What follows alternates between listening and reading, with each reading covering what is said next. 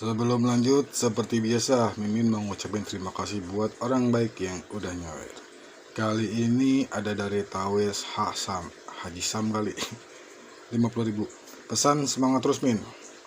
Buat orang baik yang udah nyawer, Mimin mau ngucapin terima kasih banyak. Semoga semakin bertambah rezekinya, panjang umur, dan sehat selalu. Kita lanjutkan ke intronya. Ichikiru. Kembali lagi bersama channel kita semua. Jika Anda suka, jangan lupa komen, like dan subscribe, share juga bila Anda berkenan. Selamat membaca dan mendengarkan. Perintah Kaisar Naga Bab 3320-3325.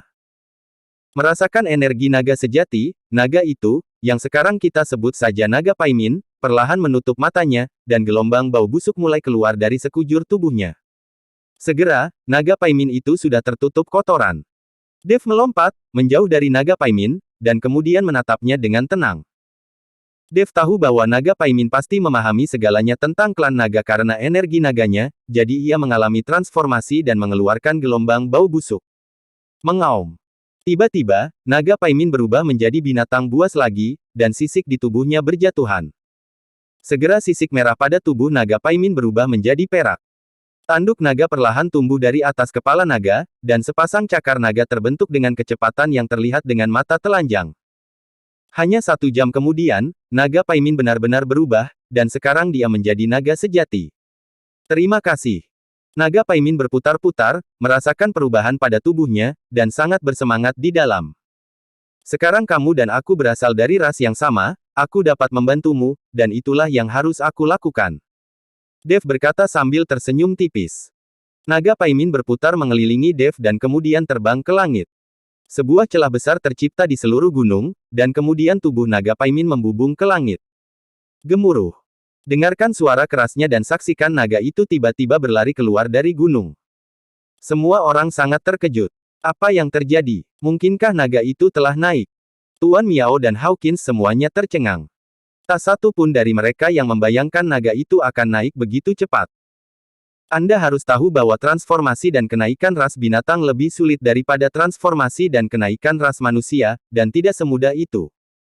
Sinar cahaya warna-warni tiba-tiba muncul di langit, dan sinar cahaya menyinari seluruh pegunungan Qilian, membuat malam di seluruh pegunungan Qilian tampak seperti siang hari.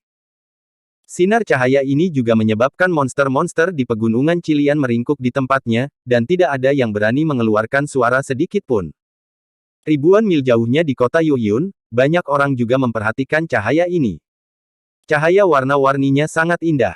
Apakah ada yang naik? Pegunungan Qilian, itu dari arah pegunungan Qilian. Sudah lama sekali dunia surga dan manusia tidak melihat pancaran warna-warni yang naik ini. Aku tidak tahu Ascension siapa itu, apakah itu ras binatang atau ras manusia. Mata semua orang penuh dengan rasa iri. Kenaikan. Sebuah impian bagi semua biksu di dunia surga dan umat manusia. Upaya mereka semua dilakukan pada saat mereka naik menuju keabadian. Tuan Miao dan yang lainnya membuka mulut mereka lebar-lebar dan menyaksikan tanpa daya saat naga itu terbang menuju cahaya warna-warni dan perlahan menghilang. Cahaya warna-warni menghilang, dan semua orang perlahan sadar kembali. Tuan Chen, di mana Tuan Chen? Yulian memikirkan Dev dan berlari menuju gua dengan seluruh kekuatannya. Helena dan yang lainnya juga berlari menuju gua. Bagaimanapun, orang-orang ini telah menerima bantuan dari Dev, terutama Tuan Miao yang mengikuti Hawkins, mereka tidak bisa tidak berterima kasih. Terlebih lagi, sekarang naga itu telah naik, tidak ada bahaya di dalam gua. Ketika semua orang memasuki gua, mereka langsung terpana melihat pemandangan di depan mereka. Mereka melihat lorong ke bawah di dasar gua. Mereka mengikuti lorong itu dan menemukan Dev sedang duduk bersila di atas sebuah batu besar. Di sekeliling batu itu terdapat magma yang mendidih. Suhu ribuan derajat membuat semua orang berkeringat deras dan cemberut. Master sedang berlatih, jangan ganggu dia. Helena dapat melihat Dev sedang berlatih, jadi dia mengingatkannya. Ketika semua orang mendengar ini, mereka segera mundur, meninggalkan Dev berlatih di gunung batu raksasa. Langit berangsur-angsur menjadi lebih cerah, dan semua orang telah memulihkan banyak kekuatan setelah beristirahat. Terutama Hawkins, setelah meminum ramuan yang disempurnakan oleh Dev, dia telah pulih sepenuhnya. Pergi dan lihat bagaimana keadaan adik, kata Tuan Miao setelah bangun tidur. Tepat ketika semua orang hendak mengikuti Tuan Miao untuk melihat situasi Dev, tiba-tiba ada guntur yang teredam di langit. Gemuruh. Segera setelah itu, guntur yang menyilaukan membombardir langsung ke pegunungan dari celah pegunungan. Perubahan mendadak ini langsung membuat semua orang berhenti. Apakah itu kesengsaraan guntur? Tuan Miao melihat guntur yang melanda pegunungan dan bertanya dengan bingung. Itu adalah kesengsaraan guntur, itu memang kesengsaraan guntur. Hawkins mengangguk karena terkejut. Sekarang mereka tidak perlu menebak-nebak, mereka juga tahu bagaimana kesengsaraan guntur ini bisa terjadi. Hanya Dev sendiri yang berlatih di pegunungan ini.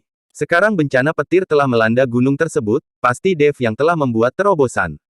Gemuruh. Di bawah pandangan semua orang, kesengsaraan guntur melanda lagi. Setelah membombardir beberapa kali berturut-turut, awan guntur perlahan menghilang. Setelah awan guntur menghilang, Dev keluar dari gua. Pakaian di tubuh Dev terkoyak oleh badai petir, dan tidak lagi menutupi tubuhnya. Tapi Dev tidak peduli, sekarang dia telah mencapai level kecil lagi. Menerobos bidang integrasi dan mencapai bidang, alam kesengsaraan transendensi sudah dekat. Meskipun Dev tampak seperti pengemis yang compang camping, matanya sangat cerah dan auranya lebih mendominasi. Tiba-tiba, dua gadis, Letty dan Misa, berteriak dan berbalik. Jeritan ini membuat Dev bereaksi dan dengan cepat menutupi adik kecilnya. Helena segera mengeluarkan satu set pakaian dan melangkah maju untuk membantu Dev mengganti bajunya. Dev juga sedikit malu, lagi pula, di depan banyak orang dan beberapa gadis, citranya tidak terlalu bagus. Adik, apakah kamu sudah membuat terobosan? Tuan Miao bertanya setelah Dev mengganti pakaiannya. Dev mengangguk, saya telah membuat terobosan. Saya telah dipromosikan dari alam tubuh komposit tingkat ke-8 ke tingkat ke-9. Diperkirakan tidak akan butuh waktu lama bagi saya untuk menjadi biksu hebat di alam kesengsaraan transendensi. Wajah Dev penuh dengan kegembiraan, lagi pula, sangat sulit baginya untuk maju ke level kecil. Hanya naik ke alam kecil tapi memicu kesengsaraan guntur yang begitu besar. Kamu sangat tidak normal. Hawkins melangkah maju dengan ekspresi terkejut di wajahnya dan berkata. Dev tidak tahu bagaimana menjelaskannya. Setiap kali wilayahnya meningkat, terjadi pergerakan yang begitu besar. Oke, ayo berangkat secepatnya dan keluar dari pegunungan Cilian. Lagi pula, kita tidak bisa terbang di tempat ini, dan ada banyak monster. Itu terlalu berbahaya. Melihat Dev tidak tahu harus berkata apa, Tuan Miao segera datang untuk menyelamatkan. Oke, ayo berangkat. Kalau kita cepat, kita bisa keluar dari pegunungan Cilian dalam 1 hari 1 malam. Kata Hawkins. Semua orang mulai berangkat, tetapi setelah berjalan tidak jauh, mereka menemukan sekelompok harimau merah perak menghalangi jalan, dan Raja Harimau adalah orang pertama yang berada di depan. Kali ini, semua orang sedikit gugup, tidak tahu apa yang akan dilakukan harimau merah perak ini. Dev juga mengerutkan kening dan berkata, apa yang akan kamu lakukan? Jangan salah paham, kami tidak bermaksud jahat, aku hanya datang bersama anak buahku untuk memberimu tumpangan. Kalian semua bisa menunggangi kami, dan kami akan mengirim kalian keluar dari pegunungan Cilian agar kalian bisa melaju lebih cepat. Raja Harimau mengikuti Dev dan menjelaskan. Ketika Dev mendengar ini, dia tiba-tiba tampak sedikit terkejut, dia tidak menyangka bahwa Raja Harimau Merah Perak benar-benar akan mengirim mereka keluar dari pegunungan Cilian. Mengapa kamu melakukan ini? Dev sangat bingung. Dev tahu dia tidak memiliki persahabatan yang mendalam dengan Raja Harimau. Raja Harimau diam-diam melangkah maju dan berbisik, saya hanya berharap sesama rekan Taois dapat mencerahkan saya sehingga saya memiliki kesempatan. Meskipun kekuatan saya tidak tinggi sekarang, saya yakin bahwa saya juga dapat mencapai alam kenaikan. Ternyata Raja Harimau Merah Perak telah mengetahui bahwa Dev membawa naga Paimin ke dalam gua dan kemudian mencerahkan naga yang ada di dalam gua. Pada akhirnya, naga Paimin mendapat pencerahan dari Dev dan membubung ke langit, langsung naik. Dan Dev juga meningkat ke alam kecil. Jadi Raja Harimau Merah Perak ini merasa bahwa Dev pasti punya cara untuk membantu orang lain naik. Melihat ini, Dev tidak bisa menahan senyum, lalu mengangguk dan berkata, tidak masalah. Selama kamu mencapai alam Ascension, saya pasti akan mencerahkanmu. Ketika Raja Harimau Merah Perak mendengar ini, dia sangat senang, dia segera menundukkan kepalanya dan membiarkan Dev menungganginya. Dev menyapa semua orang, dan mereka semua menunggangi Harimau Merah Perak itu. Segera setelah itu, Harimau Merah Perak mulai terbang. Harimau merah perak ini telah hidup di pegunungan Qilian, jadi kecepatan mereka jauh lebih cepat daripada Dev dan yang lainnya. Perjalanan yang semula memakan waktu sehari semalam, dengan menunggangi harimau merah keperakan ini lari dari pegunungan Qilian hanya dalam 1 hari. Setelah mengucapkan selamat tinggal kepada Dev, Raja Macan memimpin anak buahnya kembali ke pegunungan Qilian. Tuan Chen, apa yang Raja Macan katakan kepada Anda? Mengapa mereka bersedia mengirim kita keluar? Yulian bertanya pada Dev dengan rasa ingin tahu. Bukan apa-apa, sebaiknya kau segera mengeluarkan pesawat itu. Kita bepergian sepanjang malam, jadi kita bisa beristirahat di pesawat itu. Dev meminta Yulian mengeluarkan pesawat itu. Namun siapa sangka Hawkins melangkah maju dan menghentikannya dan berkata, ini adalah batas wilayah selatan. Ada kota matahari jatuh lebih dari 1000 mil di depan. Setelah kota matahari jatuh, Anda akan mencapai daerah pegunungan Gunung Iblis Surgawi. Karena letaknya di perbatasan, jadi kacau balau. Terlebih lagi, kota matahari jatuh adalah kota pemasok terakhir dalam perjalanan ke Gunung Iblis Surgawi, jadi pasti akan ada banyak orang di sana. Kalau kita naik pesawat sekarang, itu akan terlalu mencolok dan pasti akan menarik perhatian. Mari kita tetap low profile. Lagi pula, jaraknya tidak terlalu jauh. Hawkins adalah pemimpin tim, jadi apa yang dia katakan sangat penting. Dev memberi isyarat kepada Yulian untuk menyingkirkan pesawat itu. Semua orang mulai berjalan menuju kota matahari jatuh, karena sebelumnya mereka menggunakan harimau merah keperakan sebagai tunggangan, dan mereka tidak merasa lelah sama sekali. Namun, di sepanjang jalan, Dev menemukan bahwa keadaan memang kacau, bahkan di kota kecil tempat tinggal biksu manusia, selalu ada monster. Dan terjadilah perkelahian antara desa dan kota kecil. Dev dan yang lainnya sedang dalam perjalanan, jadi mereka terus mencari daerah berpenduduk jarang untuk menghindari masalah yang tidak perlu. Namun di tengah perjalanan, Dev menemukan banyak mayat monster dan binatang, serta mayat biksu manusia. Dev merasa wilayah selatan ini seperti alam liar. Setelah berjalan sepanjang malam dan beristirahat di tengah, Dev dan yang lainnya akhirnya tiba di kota matahari jatuh saat fajar. Dev melihatnya dan melihat bahwa skala kota matahari terbit tidak terlalu besar, juga tidak terlihat sangat mewah, tidak mungkin bisa bersaing dengan kota kuning dan biru. Meski kotanya tidak besar, namun terjadi antrian panjang di pintu masuk dan keluar kota. Sepertinya orang-orang ini pergi ke Gunung Iblis Surgawi untuk berburu harta karun. Begitu banyak orang yang tidak tahu apakah Gunung Iblis Surgawi akan menghasilkan harta karun.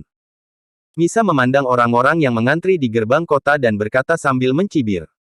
Tutup mulutmu. Tuan Miao menatap tajam ke arah Misa. Ayo masuk, cari tempat tinggal, istirahat selama 1 atau 2 hari, lalu mencapai Gunung Iblis sekaligus. Kata Hawkins. Hawkins adalah pemimpinnya, jadi tentu saja semua orang mendengarkannya, jadi mereka semua mengikuti Hawkins ke dalam kota matahari jatuh. Pada saat ini, di sebuah jalan di kota matahari jatuh, Penatua Fei mengikuti pelindung gong dan sedang mencari sesuatu di jalan.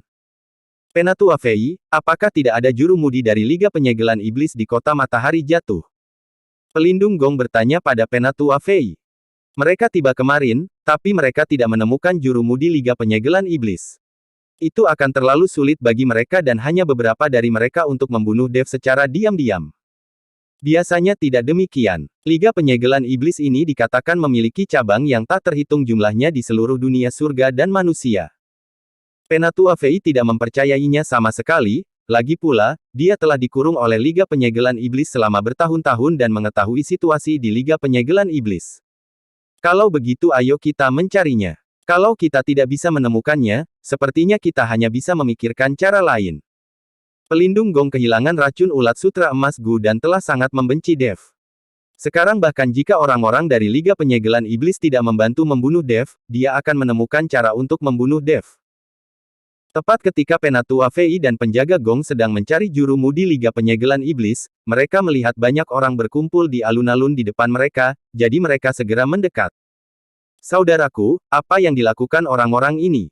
Penatua Fei bertanya kepada seorang biksu. Biksu itu hanya menatap Penatua Fei dengan dingin tetapi mengabaikannya. Penatua Fei mengerutkan kening, dengan kemarahan di matanya, sementara pelindung gong di sampingnya dengan cepat mengeluarkan koin kuno yang berharga dan menyerahkannya kepada biksu itu. Setelah biksu itu melihat koin kuno itu, sikapnya tiba-tiba berubah dan dia berkata sambil tersenyum, kalian berdua baru saja tiba, kan? Ya, kami baru saja tiba. Pelindung Gong mengangguk. Pantas saja kamu tidak tahu. Tuan kota-kota matahari jatuh ada di sini mencari dokter. Putrinya mengidap penyakit aneh yang tidak dapat disembuhkan oleh siapapun.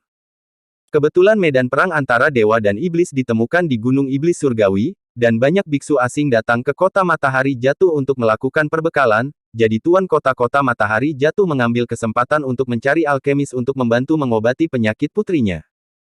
Namun, daftar ini sudah ada di daftar selama 3 hari.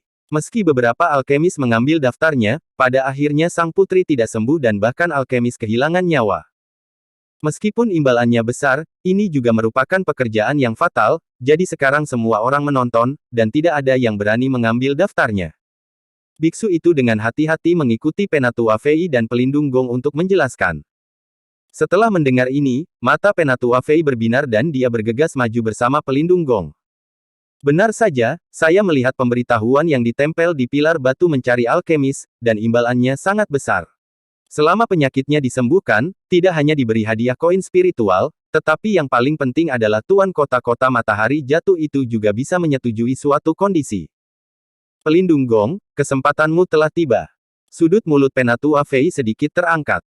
Tetua, putri tuan kota-kota matahari jatuh ini telah diperiksa oleh banyak alkemis, tetapi dia belum sembuh.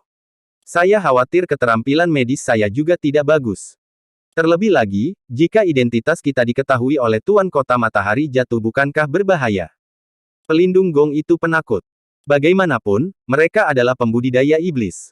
Meskipun mereka memibum ramuan dan menekan aura iblis di tubuh mereka, begitu rahasianya terungkap, itu akan merepotkan. Apa yang kamu takutkan? Sekalipun kamu tidak bisa menyembuhkannya, aku masih bisa menyelamatkanmu. Sekarang kita dibagi menjadi 2 kelompok. Saya akan mencari juru mudi dari Liga Penyegelan Iblis, dan Anda akan pergi dan merawat putri tuan kota matahari jatuh. Tidak peduli siapa di antara kita yang berhasil, kita berdua harus membunuh Dev. Kata Tetua Fei kepada pelindung Gong. Meskipun pelindung Gong sedikit enggan, dia tetap mengangguk dan setuju, bagaimanapun, pejabat tingkat pertama sangat berkuasa. Pelindung Gong mencabut pemberitahuan itu, dan tak lama kemudian 2 orang dari istana tuan kota membawa pergi pelindung Gong. Dan Penatua Fei juga pergi.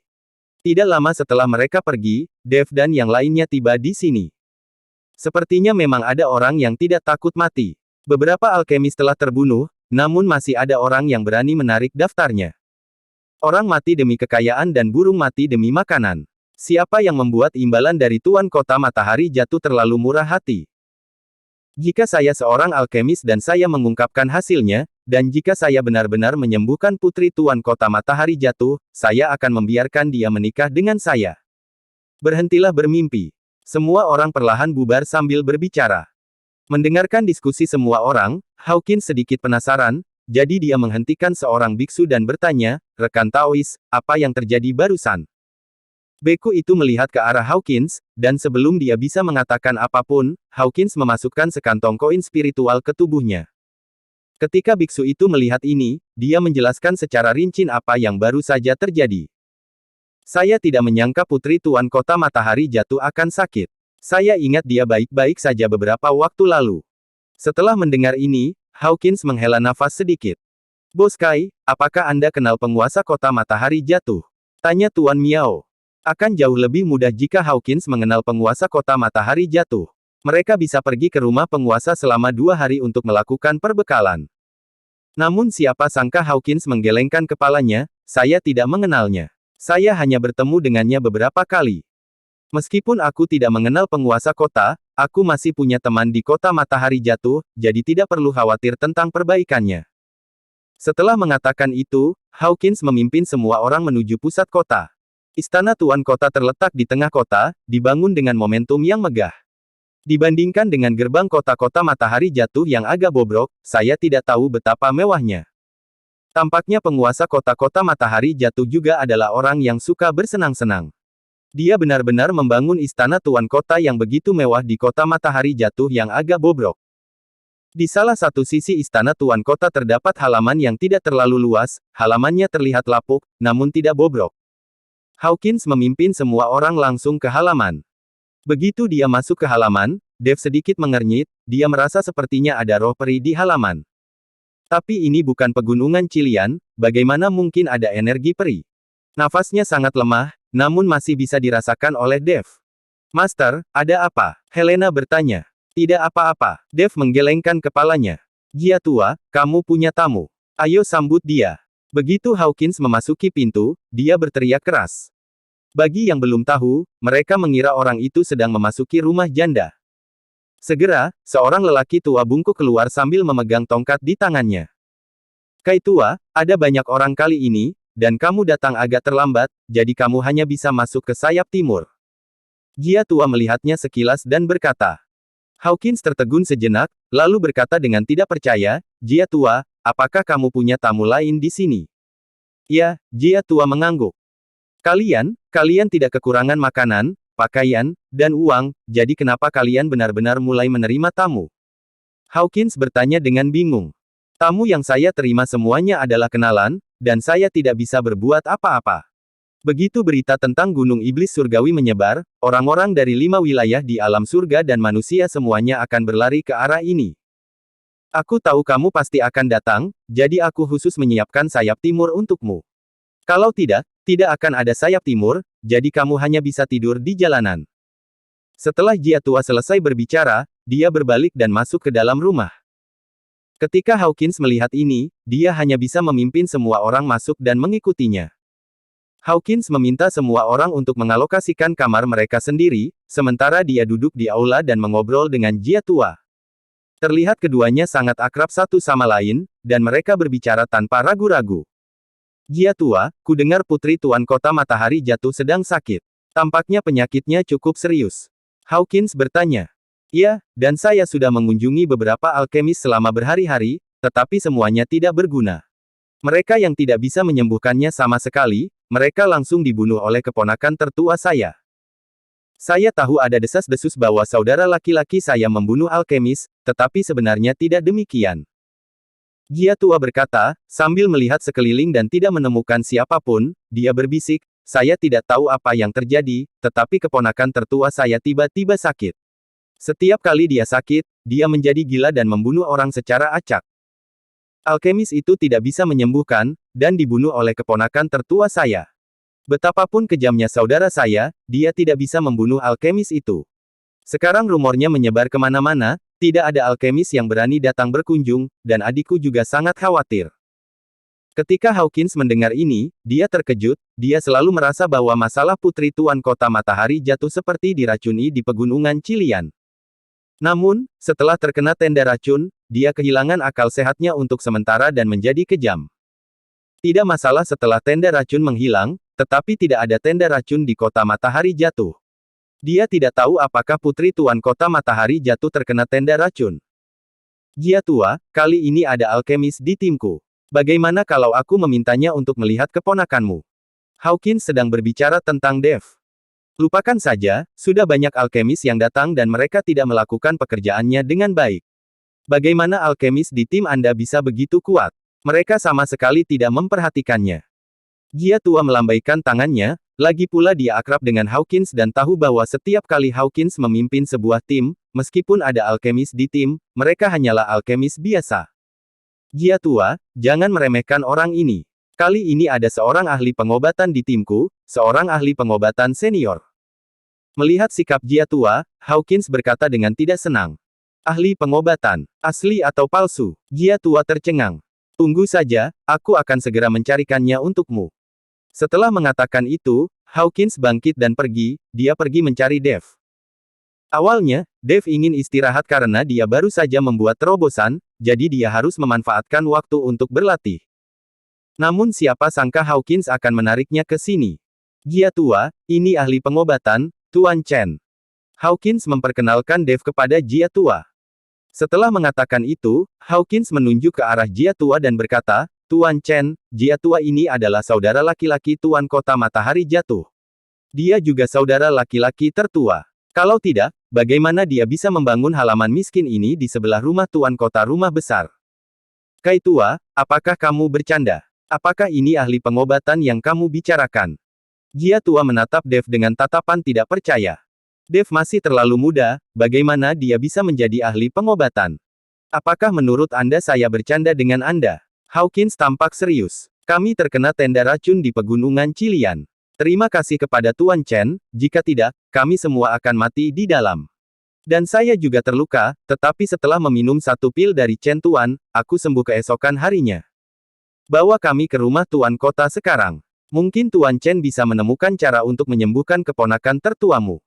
Melihat tatapan serius Hawkins, Jia tua menatap Dev lagi dengan ragu, lalu mengangguk dan berkata, "Oke, saya akan mengajakmu untuk mencoba." "Maaf, aku tidak punya waktu." Namun siapa sangka Dev akan langsung menolak. Dev tidak mengenal Tuan Kota Matahari Jatuh, apalagi putrinya, jadi mengapa dia harus pergi menemuinya? Dev juga tidak kekurangan koin roh.